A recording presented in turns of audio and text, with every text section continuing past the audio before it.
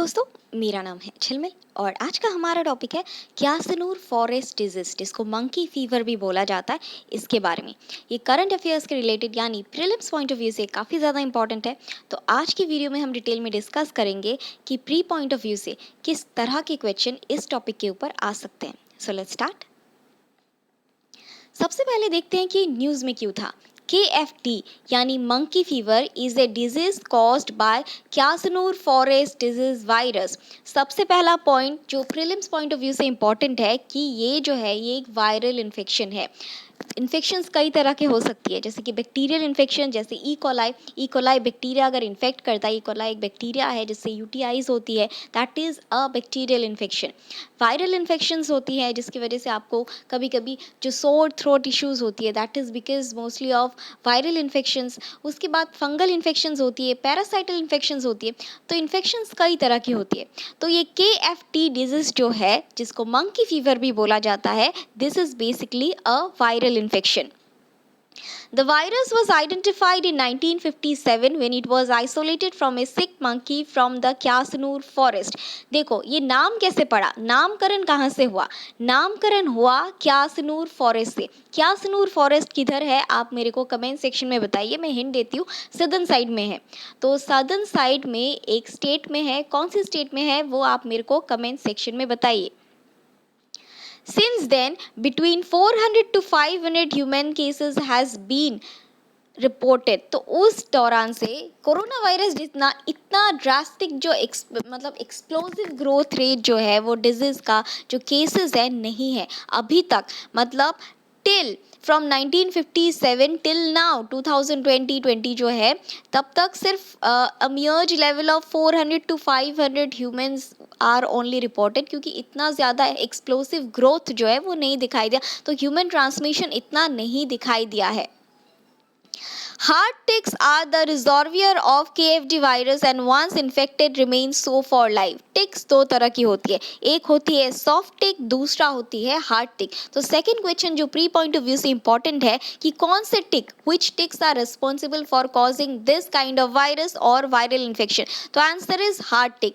Ticks जो होती है, जैसे आपको ऐड में बताते थे ना पहले, अभी नहीं आता ऐड, मेडिकल लगाओ जुए भगाओ समथिंग, तो that is also a kind of tick. ये हार्ट टिक जो है, ये हार्ट टिक बेसिकली मंकीज के सर में रहता है, और अगर उस टिक ने किसी मंकी को इन्फेक्ट कर दिया और उस मंकी ने, वो मंकी अगर किसी का पेट मंकी हुआ, तो ऑब्वियसली जो ह्यूमन है, जो ओनर है, उस मंकी का केयर करा, उस मंकी के साथ रहा, तो उसको उस तरह से इन्फेक्ट होने के चांसेस है। अगेन जो ये फॉरेस्ट एरियाज़ में रहते हैं, उनका जो काम ही होता है फॉरेस्ट एरियाज़ बेस्ड, तो उनको भी इन्फेक्शंस होने के चांसेस बहुत ज़्यादा होते हैं, क्योंकि वो मंकीज़ के प्राइमेट्स के टच में होते हैं, तो उनको ये सारे इन्फेक्शंस होने के चांसेस ज़्यादा होते हैं। Rodents, shrews and monkeys are common host for KFPD after being bitten by an infected tick. KFDV can cause epizootics with high fatality in primates. यहाँ पे अगर ये वायरस ने किसी इंसान को इन्फेक्ट किया तो फेटेलिटी यानी मोर्टेलिटी रेट जो है वो हाई हो सकता है। वो कैसे? क्योंकि ये जो फीवर होता है सडन ऑनसेट हो जाता है, मतलब 103-4 तक हो जाता है, जिसकी वजह से जो बॉडी के जो वाइटल ऑर्गन्स है वो ऑर्गन फेलियर में रिजल्ट हो जाता है। किडनी फेलियर हो जाएगा, लिवर फेलियर हो जाएगा, ब्रेन डैमेज हो जाएगा, हेमरेज हो सकता है। तो इस तरह की जो कॉम्प्लिकेशंस है वो हो सकती है और फेटेलिटी रेट इंक्रीज होने के चांसेस होती है। अब बात करते हैं इसके ट्रांसमिशन के बारे में कि किस तरह से ट्रांसमिट होता है।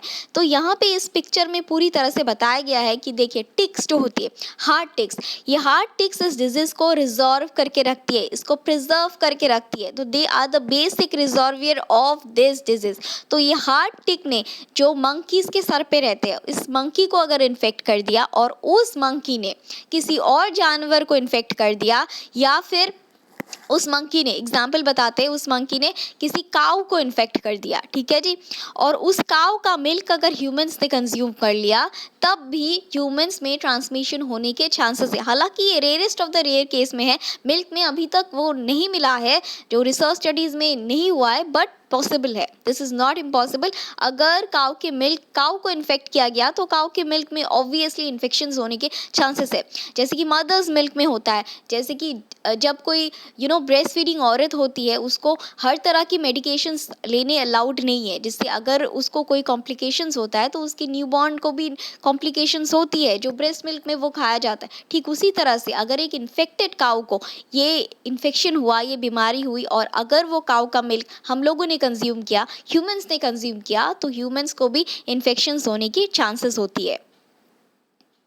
Transmission to humans may occur after a tick bite or contact with an infected animal, most importantly a sick or recently dead monkey। जैसे कि मैंने कहा, कुछ लोग जो है वो monkeys को एज अ पेट अपने घर में रखते हैं, तो अगर उस monkey को तबीयत खराब होगी, उस monkey को इन्फेक्ट कर दिया गया इस वायरस से, तो जो उसके ओनर है वो उस monkey के जो साथ में रहते हैं उसका टेक केयर करते हैं, उसको प्यार करते हैं, तो उनको भी इन्फेक्शन होने के चांसेस होती है।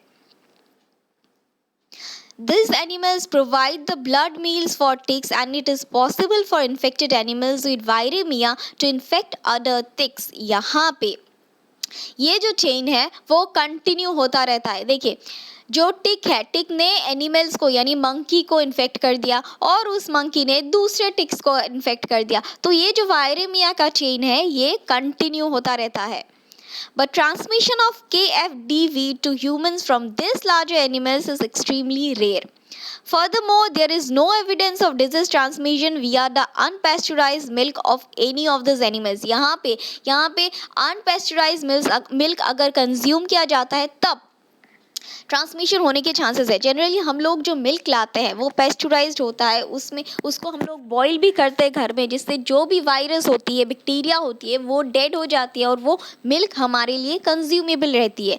ठीक उसी तरह से अगर कच्चा कच्चा मिल्क खा लिया तो उसमें जो ट्रांसमिशन है डिजीज़ का वो चांसेस ज़्यादा। Not only this kind of virus, अगर आप लोग अनपेस्चुराइज मिल्क, अनप्रोसेस्ड मिल्क अगर आप लोग खाते हो बिना गर्म किए, ऐसा कच्चा कच्चा अगर खाते हो, इट इज़ अनहेल्दी, क्योंकि वो कई तरह की बीमारियों का रिजर्वियर होती है, बैक्टीरिया आ सकती है उसमें। उसको अगर आप ह्यूमंस, जो लो इम्यूनिटी वाले ह्यूमंस अगर उसे कंज्यूम करते हैं तो वो जो है उसके लिए खतरा हो सकता है। हाँ, अगर जो ह्यूमंस की इम्यूनिटी अगर स्ट्रांग होती है तो बैक्टीरिया उसको असर नहीं कर पाता, उसका लिम्फोकाइट सिस्टम जो है उस बैक्टीरिया को मार डालता है। लेकिन जो इम्यूनिटी, जो वल्नरेबल पॉपुलेशन है, आई स्ट्रांगली सजेस्ट कि अगर वो मिल्क पिए तो उसको गर्म करके पिए या फिर पेस्चराइज मिल्क पिए, जिससे जो मिल्क के अंदर बैक्टीरियाज, वायरस होती है वो मर जाए। जस्ट अ सेक। अब बात करते हैं इसके सिम्टम्स के बारे में। तो जैसे कि इसका नाम ही पड़ा है मंकी फीवर, तो इसके सिम्टम्स जो है it is most probably like the influenza और flu virus, ranging from cold, cough होता है, कोल्ड होता है, बॉडी एक्स होती है, एंड एक्सट्रीम केसेस जो है न्यूरोलॉजिकल डिसऑर्डर होती है, उसके बाद सोर थ्रोट होता है। तो बेसिकली इन्फ्लुएंजा के जितने भी सिम्टम्स है वही होता है। After incubation period of 3 to 8 days, यहाँ पे ये इंपॉर्टेंट है कि इंक्यूबेशन पीरियड क्या है। Incubation period is the time, मतलब मान लीजिए आपको एक मच्छर ने आज काटा, ठीक है, तो इट इज़ नॉट नेसेसरी कि आपको सिम्टम्स आज ही के आ जाएगा। मलेरिया के मच्छर ने आज काटा, आज ही आपको 103 फीवर आ जाएगा, मलेरिया हो जाएगा, नहीं। It has an incubation period. आज आपको काटा तो ये जो इन्फेक्शन है इसको आपकी ब्लड में, बॉडी में सर्कुलेट होने में टाइम लगता है। डिफरेंट वायरस का डिफरेंट इंक्यूबेशन टाइम लगता है। जो बॉडी में सिम्टम्स अपीयर होने का जो टाइम लगता है फ्रॉम द डेट ऑफ, आज इस इन्फेक्शन को काटा, आज मच्छर ने मेरे को काटा और 3 दिन बाद मेरे को सिम्टम आया, तो this gap of 3 days is known as the incubation period.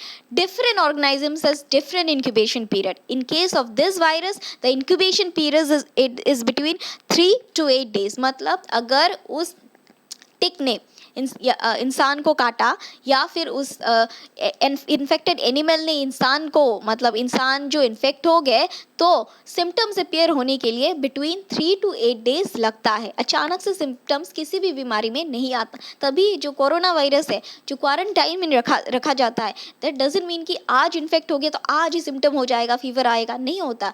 तो 14 डेज का टाइम होता है, उसके दौरान ही जो ऑनसेट ऑफ सिम्टम्स है वो आता है। The symptoms of KFD began suddenly with chills, fever and headache, जो कि नॉर्मल जो इन्फ्लुएंजा वायरस है उसकी भी सिम्टम्स है। चिल्स मतलब बहुत कपकपी होना, फीवर और headache.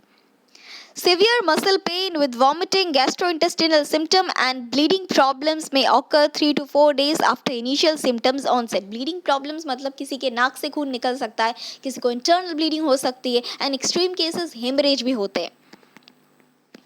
Patients may experience abnormally low blood pressure and low platelet count, low blood cell and white blood cell count.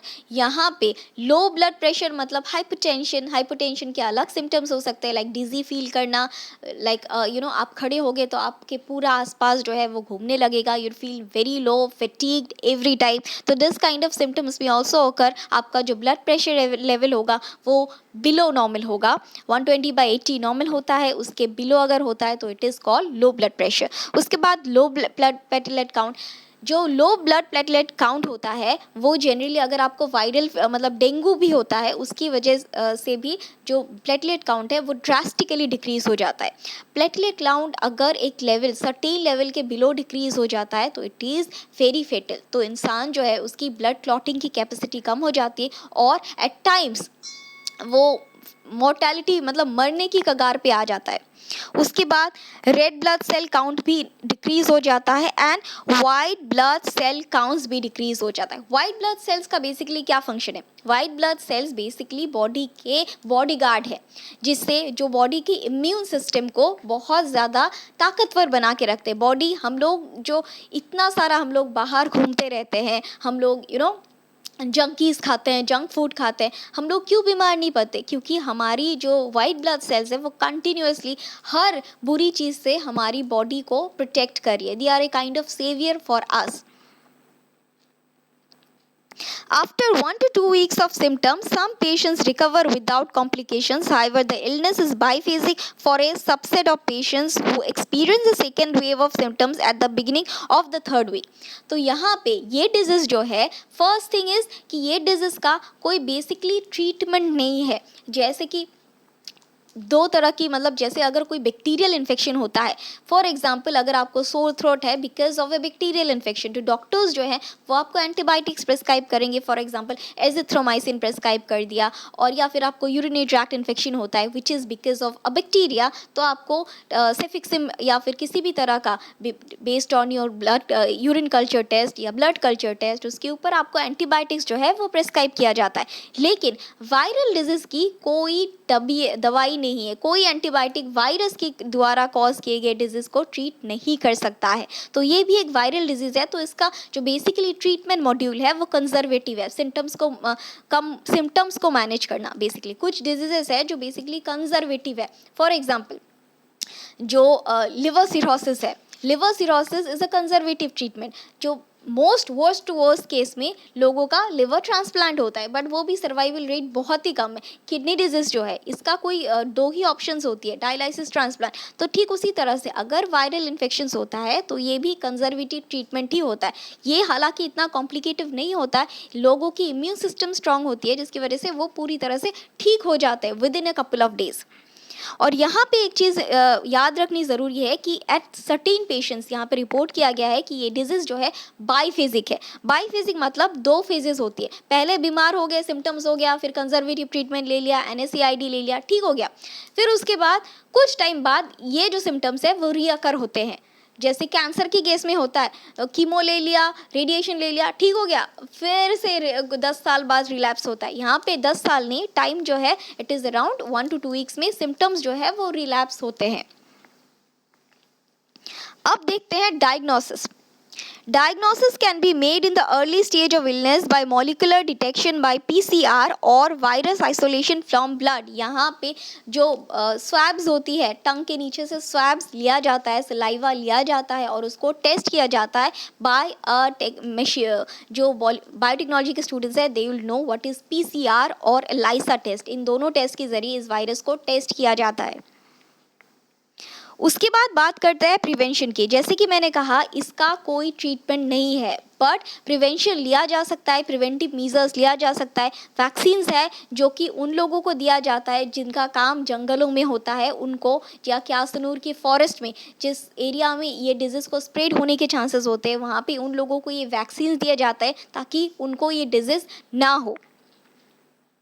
तो ये है हमारी वीडियो का एंड। आज के लिए बस इतना ही। कल फिर मिलेंगे कुछ नए लेक्चर्स के साथ। Thank you.